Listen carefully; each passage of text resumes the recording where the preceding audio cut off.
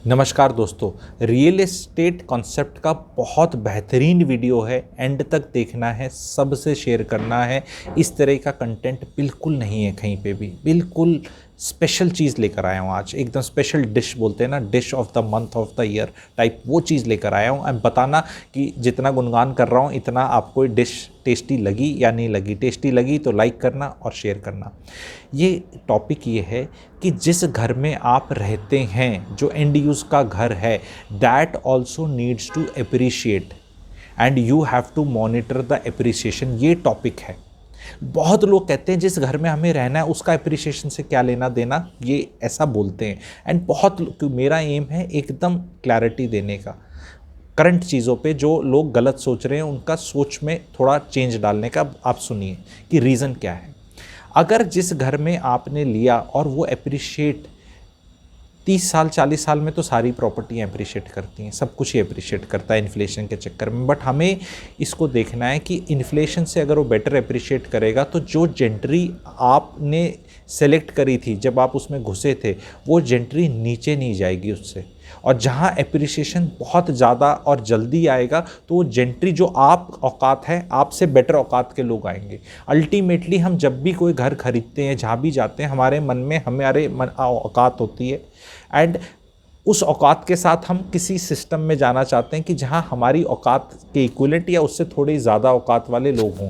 कोई भी आदमी जाकर अगर इस लेवल का आदमी है, वो इस लेवल की जगह नहीं जाएगा, ये एक फैक्ट है। लेकिन what happens is over a period of time, अगर आपकी प्रॉपर्टी अप्रिशिएट नहीं कर रही ज़्यादा, तो मार्केट में उस प्रॉपर्टी को जो यहाँ लेवल पे लोग थे वो अफोर्ड कर सकते हैं आफ्टर ए टाइम, क्योंकि as a result of time India ही तरक्की कर रहा है। तो जो इंसान कभी 10,000 कमाता था वो 50 कमा रहा है, 50 कमाने वाला कभी 2 कमा रहा है, 2 लाख कमाने वाला 5 कमा रहा है, वो तो हो ही रहा है। लेकिन अगर आपकी प्रॉपर्टी लैगार्ड है और वहाँ से लोग जा रहे हैं अमीर और एक अलग सेटअप के लोग आ रहे हैं, तो इट इज़ इनएविटेबल कि आप इस चीज़ को मॉनिटर नहीं कर रहे एक सही टाइम पे, तो बहुत लेट हो जाएगा। क्योंकि आप जहाँ जा सकते थे वहाँ रेट और बढ़ जाएंगे।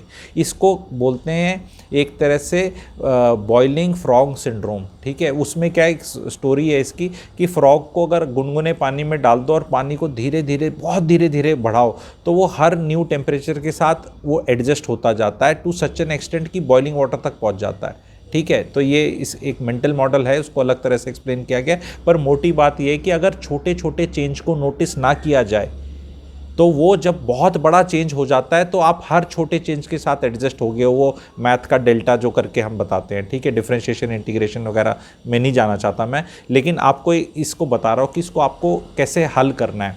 जहाँ पे भी आप रहते हैं आज के दिन, उसमें बगल में ट्रांजैक्शंस जो हो रहे हैं उनको मॉनिटर करो। 3 महीने में एक बार उसका रेट लिख दो कि आपकी प्रॉपर्टी का रेट इतने में बिक जाएगी, और वो रेट लिखो और उसको 4 बार मॉनिटर करो साल में। 15 से 20 मिनट की एक्सरसाइज है, 4 बार करोगे तो 1.5 घंटा पूरे साल का लगेगा इसमें। That's all.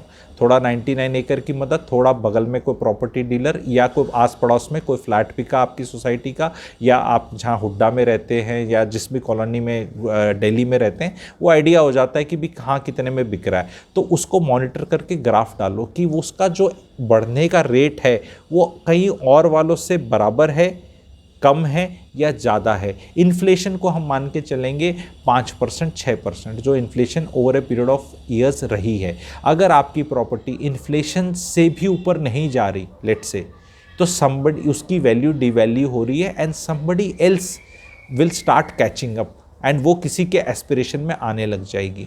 अब नाउ सिंस आप वहाँ स्टैग्नेट कर रहे हो तो नीचे वाली पब्लिक जो है वो आ जाएगी, और वो धीरे धीरे आप देखोगे वहाँ का डेमोग्राफी जिसे कहते हैं, वो डेमोग्राफी चेंज होने लग जाएगी। ये पहले भी जो दिल्ली सीरीज़ में मैंने वीडियो बनाया था उसमें मैंने इस चीज़ का हिंट दिया था, लेकिन वो कुछ लोग उसमें बुरा मान जाते हैं दिल्ली वाले ना, कि भाई हमें तुम्हें किस तरह बता रहे हो। लेकिन आप मॉनिटर करो, आपको आंसर अपने आप मिलने शुरू हो जाएंगे, और 15 से 20 साल में इसका इफेक्ट आता है। 3 4 5 साल में नहीं आता। आपने आज ही अगर प्रॉपर्टी ली है तो 5 साल में नहीं दिखता, 15-20 साल में ही दिखेगा इसका इफेक्ट। और इसका एक और आपको टोटका बताता हूँ कि जब भी प्रॉपर्टी खरीदो तो अगर आपकी औकात ये है तो थोड़ी सी ऊपर खरीदो। जैसे अगर मान लो अमेज़ खरीदने जा रहे हो तो होंडा सिटी खरीद लो।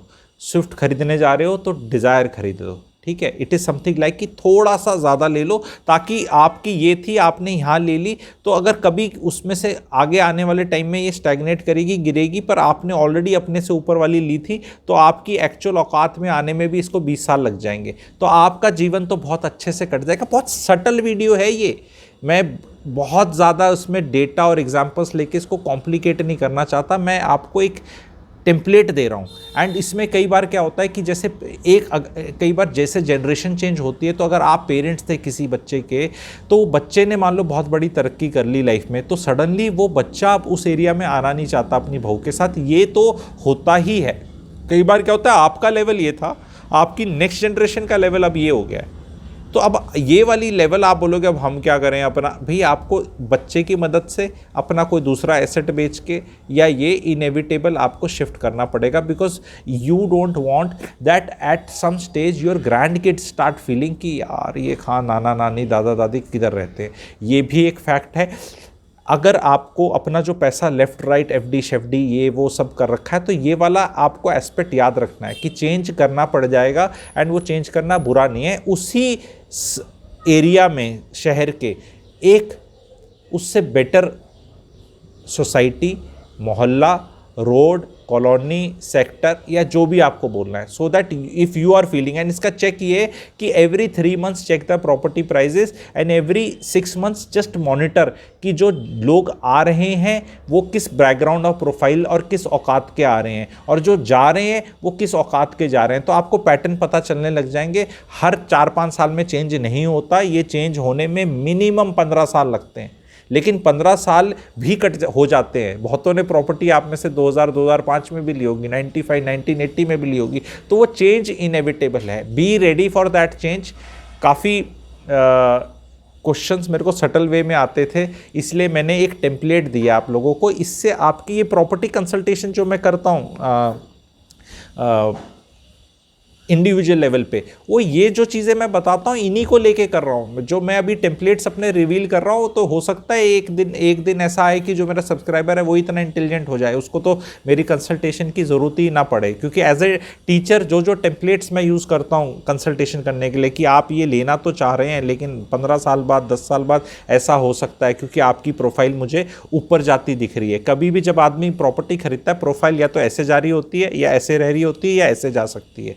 तो बहुत जगह ऐसा होता है कि प्रोफाइल आपकी 20-30 साल की कमाई बची है आगे लानी, और आप अभी इस लेवल पे, और आप इस लेवल पे आओगे ही आओगे, तो आप यहाँ ले लोगे तो उसमें GST, EDC, IDC, PLC and registration cost चली जाती हैं। तो प्रॉपर्टी में 15 से 20% का ओवरहेड रहता है। तो बार बार गलत जगह लेना और उस चीज़ को रियलाइज़ करना, गलत ले ली फिर बेचने जाना, तो it can become a very costly affair. क्योंकि यहाँ वो 20% ओवरहेड डाला, फिर आपने बेचा, 20% कभी अप्रिशिएट भी करेगी प्रॉपर्टी, आपको 0 रुपये मिला, एंड उसके बाद आपने कहीं और ख़रीदने की कोशिश करी, वहाँ फिर 20% ये डलेगा। तो बहुत बड़ा निर्णय है लाइफ का प्रॉपर्टी का। एक सटल एस्पेक्ट था, तो मैंने सोचा अपने सब्सक्राइबर्स के लिए लाऊं। प्लीज़ शेयर करिएगा, लाइक करिएगा, चैनल सब्सक्राइब नहीं किया तो करिएगा। Thank you very much.